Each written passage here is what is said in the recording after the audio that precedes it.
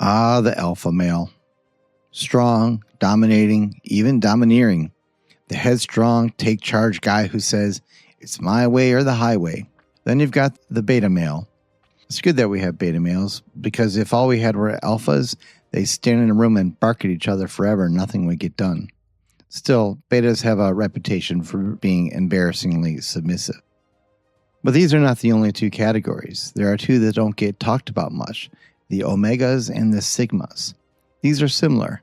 The sigma male is like a lone alpha. He is completely confident like an alpha and absolutely capable, but he doesn't need to feed off of betas to feel fulfilled. He's above politics, so to speak. Do you resonate?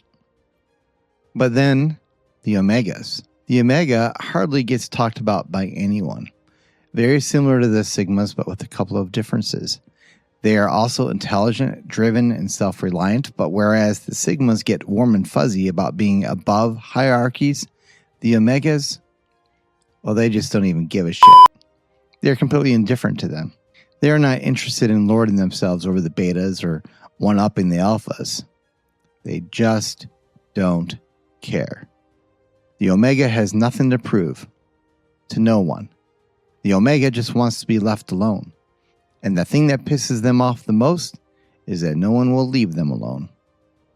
If this sounds familiar, it's because I've pretty much just described a whole generation, Gen X.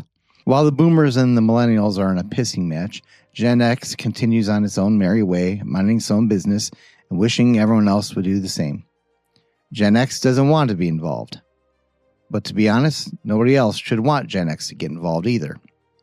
There is this Clint Eastwood meme that describes them perfectly. Gen X practically raised itself.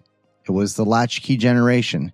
It came home after school to an empty house and it had to occupy itself.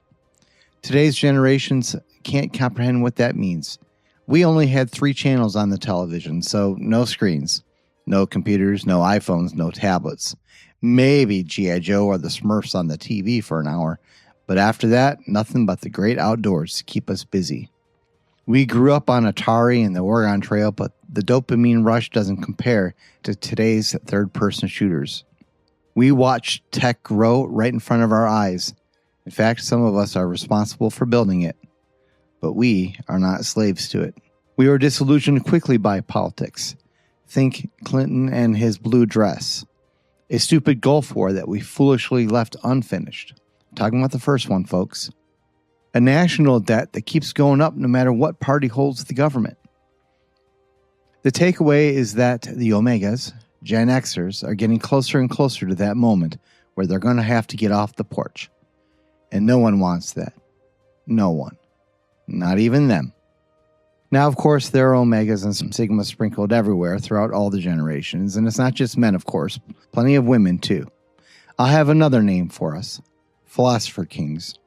Not the old tyrants described by Plato who are going to rule over everyone, but the new kind that only wants to rule over themselves and leave everyone else the hell alone. If only everyone else would leave them the hell alone. On this channel, we discuss how we can make it all work, but mainly how to prepare. Because if we're being perfectly honest, things are in motion that probably can't be stopped. But together, we Philosopher Kings 2.0 might survive. Want to be part of the conversation? Like and subscribe and hit the notification bell. I'm the Philosopher King 2.0. Thanks for watching.